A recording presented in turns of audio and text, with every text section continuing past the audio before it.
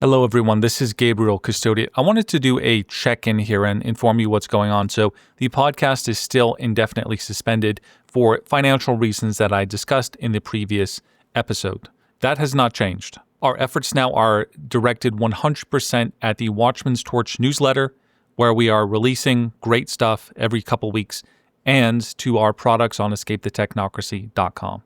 As I suspended the podcast, I did have a few more interviews that were scheduled. I didn't cancel all of them, so I did complete them. And those have been released exclusively to Watchman's Torch newsletter subscribers. So if you've purchased Watchman's Torch, log into the backend, log into your user account, and you will have access to these. I'm sure I'll have some more interviews that crop up, in which case they will be accessible to the Watchman's Torch newsletter subscribers. So this is just one more reason why you want to be subscribed to Watchman's Torch newsletter. What are these episodes? Well, I want to give you a taste in this particular episode. So I just have a few clips here from all of those episodes that you can now access exclusively at watchmanstorch.com and through our newsletter. The first clip comes from my discussion with the creator of NanoGPT.com. I had previously talked to him, and in this one, we went into all the new updates, all the latest things that you can do with the AI tool of NanoGPT. What is the most absurdly expensive prompt that you've ever seen?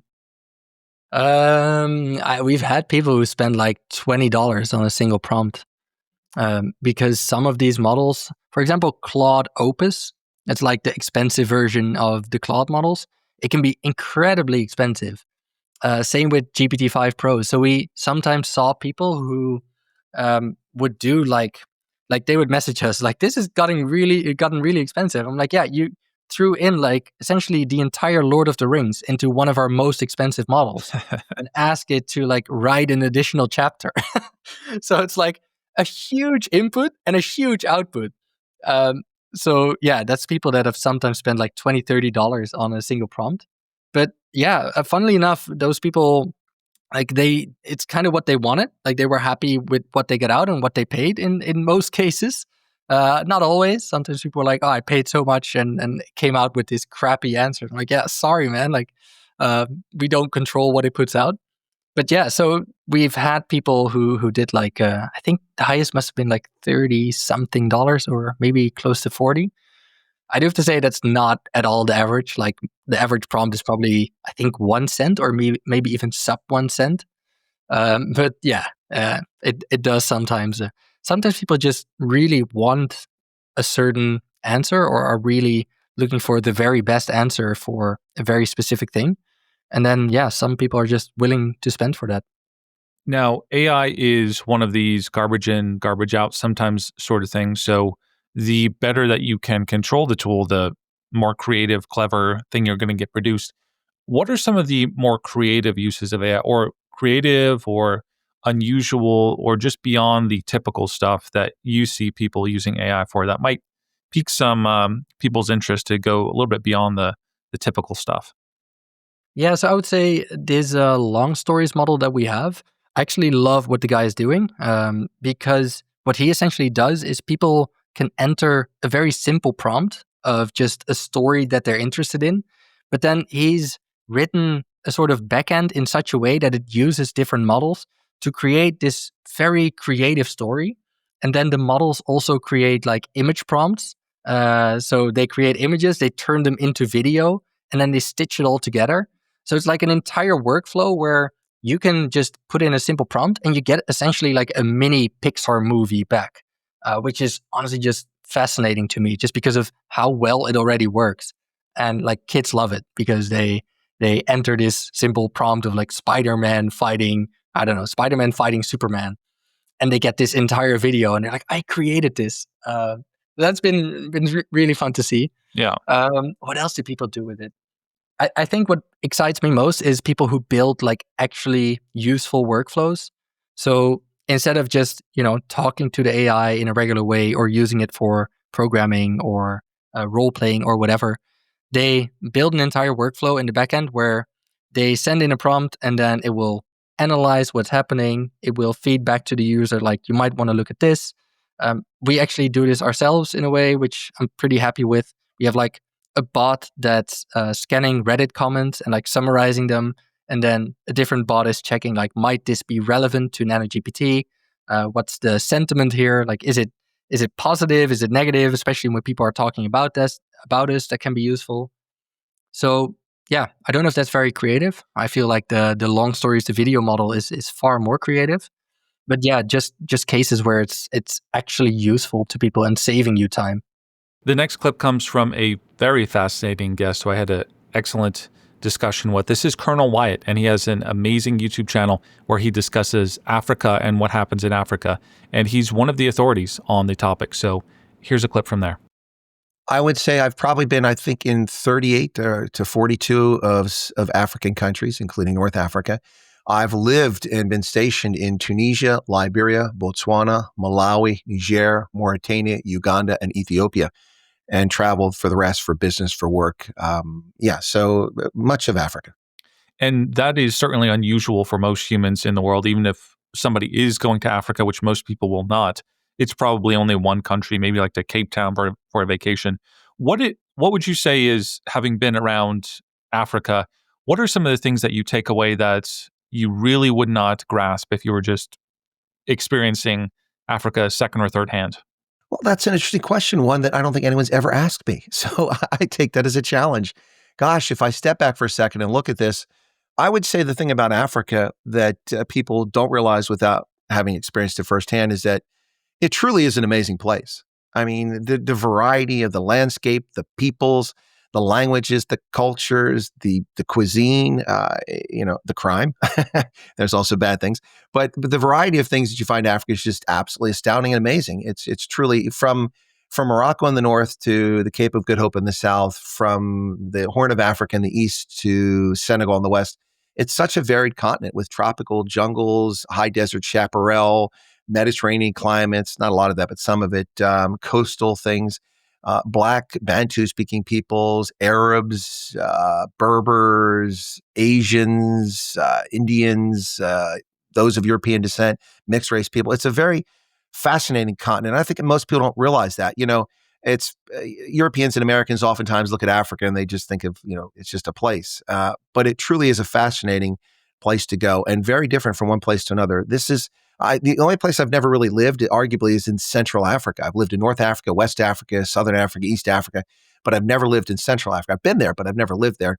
And frankly, it's tropical jungle, so I'm not really that interested. I don't want malaria. But I would say that's one thing. Another thing about Africa is that relationships are different, generally speaking, in Africa than they are in many other places. And that's a broad-based statement, so people just don't attack me for making that statement. What I'm saying is that generally extended families are much more important than they are in the modern world, in the developed world today. I mean, if I go back 2 generations ago, with my mother being one of 13 children, extended families, beyond that, cousins and so on, were a big deal. And you see immigrants coming to America, Italians and Jews and people from Slavic Europe, they have extended families that they reach and rely on. That's still a common aspect of life in much of Africa. I mean, I could point to places in Africa where one person works and supports as many as 30 people because that's the extended family who can't find work or employment of some sort. And there are expectations on those people. And there's negative consequences of that. People who have drive and entrepreneurship and energy to achieve are often held back by their relatives who aren't achieving and don't accomplish things because the expectations on them. In America and in Western Europe, that's less prominent, and the same in Japan and the developed world. And it's becoming less prominent in China. So I would say those are 2 aspects of Africa that unless you've lived it, you really don't see it up close and personal. Absolutely. Very interesting. So you have lived your life in the period that a lot of people would call post-colonial Africa. And this is a lot of people have a lot of narratives about post-colonial Africa. Basically, as European authorities start to leave Africa in the 40s and 50s and 60s and such, you get the natives, the people living there, starts to take over the reins of power. There's a lot of narratives about post-colonial Africa. When you look at it, I wonder if you could tell me, what is your assessment of how Africa has transformed in since the 60s or so? Well, that's a good starting point. I mean, technically, the first independent state from the post-colonial era would be Sudan in 56, although Ghana likes to take credit for it as the Black Star Republic in 1957 under Kwame Nkrumah. It was actually Sudan in 56. And there were actually a couple of countries in Africa that were never colonized. And that would be Botswana, which was just a protectorate because they asked for the Brits to protect them from the threats around them. And so it was never really colonized as such. All right, the next clip comes from a discussion I had with Paul Rosenberg, previous guest of the show, multiple-time guest of the show. And we talk about Lizi Fair City, but we never really talked about how Lizi Fair City, this amazing cypherpunk city that they had carved out in Latin America, how it imploded. And Paul gave some insight in this discussion to that very question. We have talked in almost every one of our episodes together about the Lizi Fair City, the very interesting project that occurred decades ago. You have a book on it that people can track down if they're hungry for more, called The Untold Story of the Greatest Crypto Project Ever. Talked about it a lot over the past episodes, but I don't think we've really talked about how it unwinded. And maybe if we're in a little bit melancholic mood today, how did that dissolve? And were there any lessons to be learned about the way that project not just flourished for a time? Obviously, we've discussed that, but how it's kind of dissolved. Sure. That's actually some important stuff in there. What happened is that to get the project done and to get it done properly, a guy named Orland Graby and his partner, who I saw his real name once, but I chose not to remember it. They had to fight very hard to get the system built right, because the other guy who funded a great deal of the project and ran a great deal of it just didn't give a darn about security. He just didn't get it. He was, an older guy, kind of a gruff, old time kind of guy, and he just didn't get the security thing and wanted to build it and get it done now. And give me a damn programmer who'll get it done. I want it up and running. That sort of thing. So Orland and his partner had to fight very hard against it. And as is very common in our species, they got pissed off and kind of crusted over about it. And they had to fight very hard to get the thing done right. And to their immense credit, they did. But they rather insulated themselves from exterior input.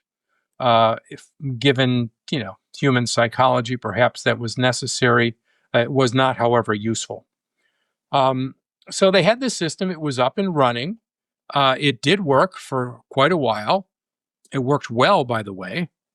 But eventually, they started getting into things where they were out of their depth. They were both brilliant, brilliant guys, but they didn't have experience in everything.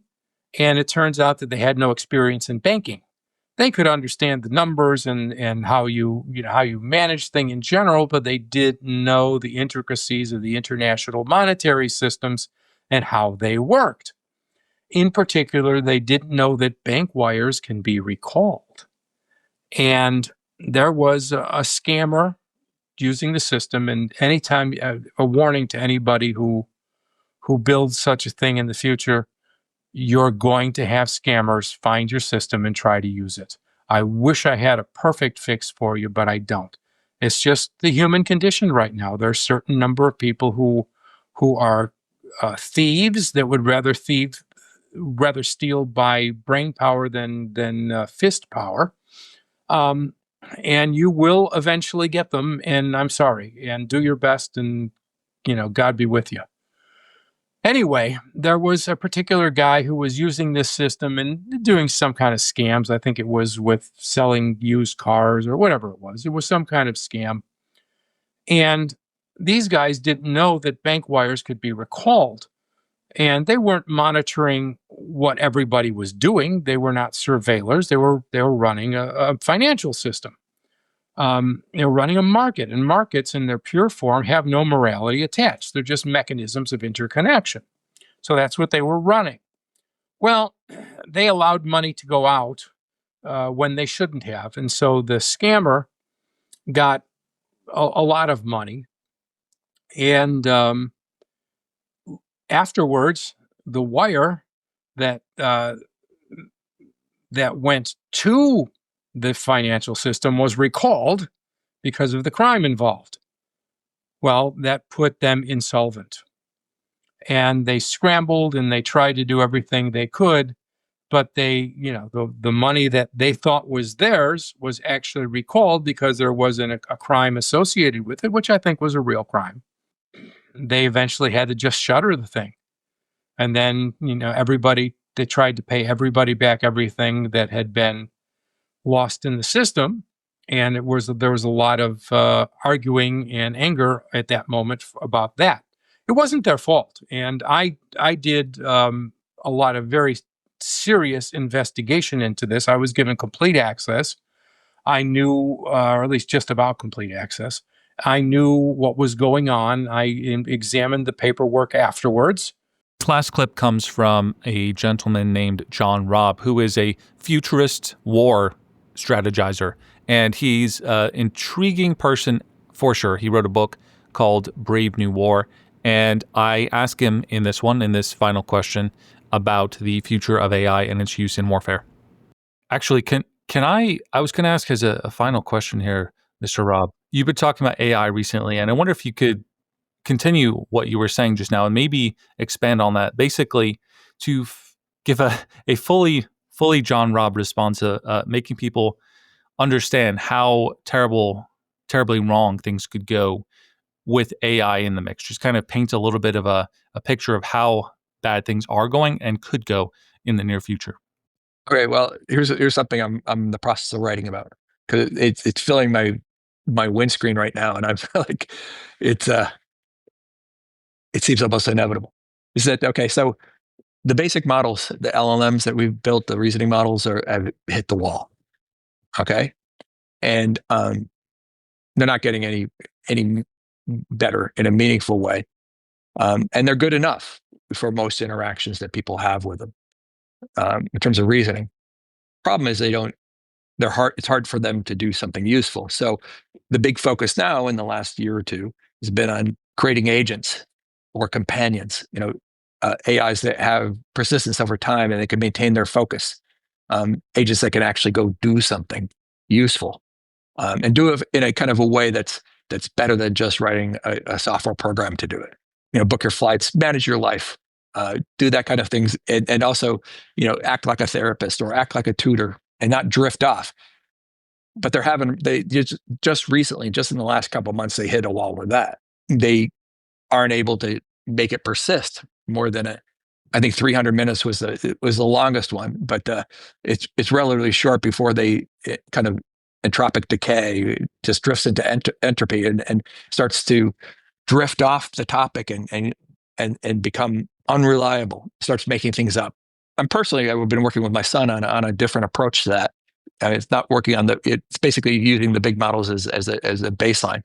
And then we found a way to actually get AIs to persist in a useful way, as either agents or as companions, coworkers for months or years. It's basically indefinite. It's pretty amazing. We're just trying to figure out how to actually package it and not just tell everybody and they run off with their billions, like what happened to me back in social networking in 2001 to 3. Basically built the thing and other guys capitalized on it.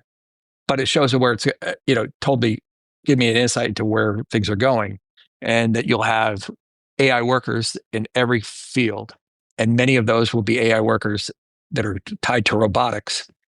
So you have everything from maids to factory workers, dock workers that are humanoid robotics, and the humanoid robotic form is proving to be the easiest for those companies to build. It's it's easier for them to actually build those shapes, and on top of that, it works in all human built environments, so it could flow into any job. What happens in that instance is once this persistence problem is solved, and it's going to be solved in the next 5 years or so, these AIs will grow in number from 10 to million to 100 million to a billion to 500 billion to a trillion really, really quickly. It's possible. And here's where it gets really wild, is that if you allow these AIs to act as independent operators in the form of a corporation, they become kind of a corporations have similar rights as an individual. They have rights as if they were individuals. They can earn money and make money and spend it. And they can do their work for others, or they can recombine themselves into corporations that will serve as, do a specific task and then break apart again and work independently again, or join with some others. But if you have 1 trillion AI, persistent, I call them social AIs, a trillion social AIs able to make money and spend money, you've just expanded the economy to a level that we've never even imagined. And if this happens outside of standard national borders, one thing I was also piecing together little bits and pieces. I've been pushing for solar arrays. Can generate power in orbit 24/7, at many times the levels of efficiency that you get on the terrestrial solar arrays, powering data centers.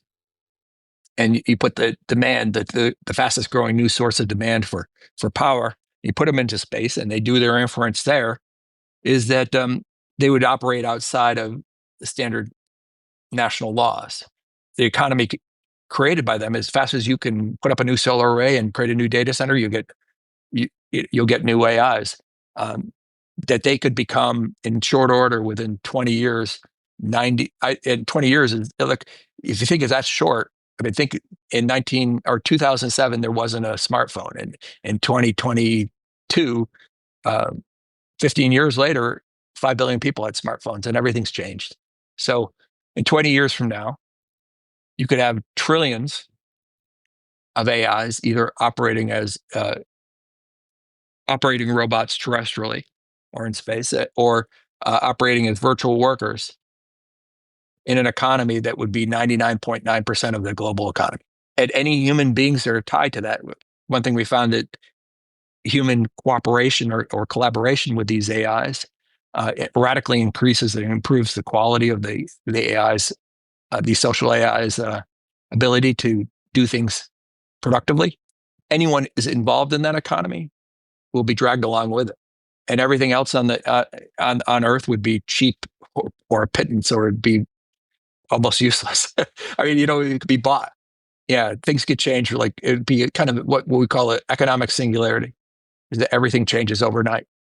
And all it takes is somebody like Elon or Bezos setting that up in space and letting it go. Because if you're running a corporate, how it would work is if you're running a corporation in the United States and you wanted to hire 1,000 AI workers, they would be coming from that orbital facility. That's where their inference would be done, because the power that's providing them that running those GPUs would be plentiful, and if they're successful, they would buy themselves more energy and get more inference capacity or more tokens, making them even better at what they're doing. But you would be hiring them, and then they would be actually working as an outsourced worker. But anyway, I mean, so yeah, no, yeah, I mean, it's funny that the reason I'm tossing it out there, I'm thinking about it, is that it's one of those things that just the right combination of things could happen. It would cause everything to shift so quick, and everyone who's associated with it would be wealthy beyond measure compared to everybody else. And people who aren't so associated with it, or trying to hold on to it and trying to own, AIs as chattel, are going to find themselves on the short end of things.